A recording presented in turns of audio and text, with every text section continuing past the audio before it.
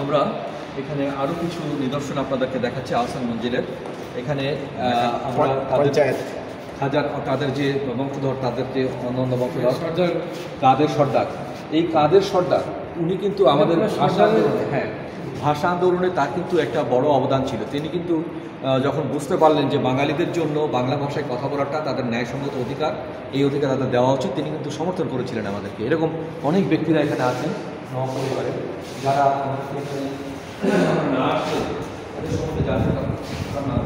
এখানে দেখেন তাদের ব্যবহৃত অনেক জিনিসপত্র এখানে আছে।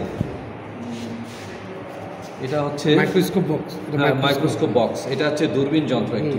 হ্যাঁ, তো এখানে ধাতব তৈরি একটি দূরবীন যন্ত্র, সেটার বক্সটা এখানে আছে। রাজদণ্ড, একটা রাজদণ্ড, এটা হচ্ছে রাজদণ্ড আমাদের হাতে থাকতো, যেটা যে লাঠির মতো, সেই লাঠিটি এখানে আরও আছে দেখতে পাচ্ছি। পানির পিকদানি, হ্যাঁ, এই পান খেয়ে যে পিকদানি এখানে নবাবদের ব্যবহৃত হাতের লাঠি, বদনা। এই যে সর্দাররা নবাবদের কিন্তু এই যে পরবর্তীতে যে সর্দার যারা আছেন, এটা মহল্লার একটা সর্দার ছিল। এই মহল্লার সর্দাররা তারা নবাবদের নবাবী কাজে সহযোগিতা করতেন এবং তাদের হুকুম তামিল করার জন্য তার সর্বস্ব ছিল। এবং এই সর্দারদের কারণে ঢাকার ইতিহাস ঐতিহ্য গড়ে উঠছে ওনাদের অবদান। পুরনো ঢাকার ইতিহাস ঐতিহ্য বলতে সর্দারদের অবদান। আমরা এখানে দেখছি যে তাদের ব্যবহৃত অনেক কিছু, যে এখানে পানদান, হ্যাঁ, তারপর খাসদান, তারপরে কলকের ঢাকনা, ছাইদানি, পাত্র, কলকের সিপার, হামান দিস্তা, বিভিন্ন রকম জিনিসপত্র এখানে আছে।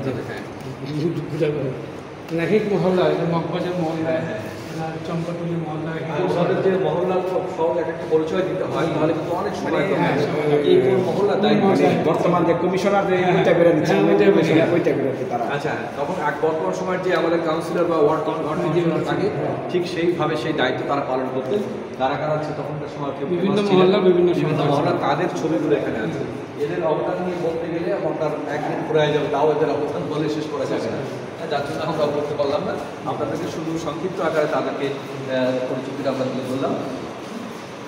এখানে আছে নবাব পরিবারের যারা বেগম, যারা এই যে নবাব পরিবারের খ্যাতনামা নারীগণ, নবাব পরিবারের যারা বিখ্যাত নারী ছিলেন, তাদের সন্তান সন্ততি, তাদের পরিবার পরিজন, তাদের এখানে যারা খ্যাতনামা নারীরা, তাদের ছবি এখানে আছে। আপনারা দেখছেন, আমরা একটা করে এখানে দেখাতে পারি ওদের নাম।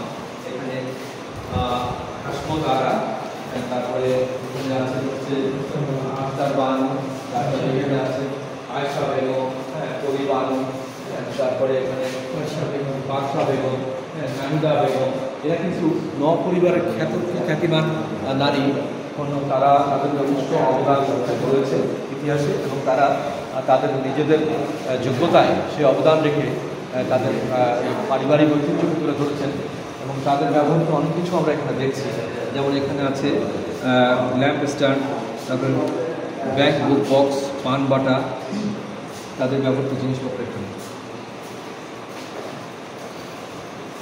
এই কারণেই এটাকে রানীমহল বা অন্দরমহল বলা হয়েছে, যে এখানে কিন্তু তাদের যে বিষয়, এই তথ্যটা, এই তথ্যগুলো কিন্তু সাধারণত বাইরে দেওয়া যায় না, বাইরে পাওয়া যায় না। এখানে দেখুন এই যে যারা এখানে আছেন, হ্যাঁ, এই যে শামসুন্নাহার আহসানুল্লাহ, উনি আহসানুল্লাহ সহধর্মিনী সম্ভবত, হ্যাঁ, উনি বেগম শামসুন্নাহার আহসানুল্লাহ স্ত্রী। এবং তার ওইখানে আরেকজন আছেন এখানে সাইদা কায়সার,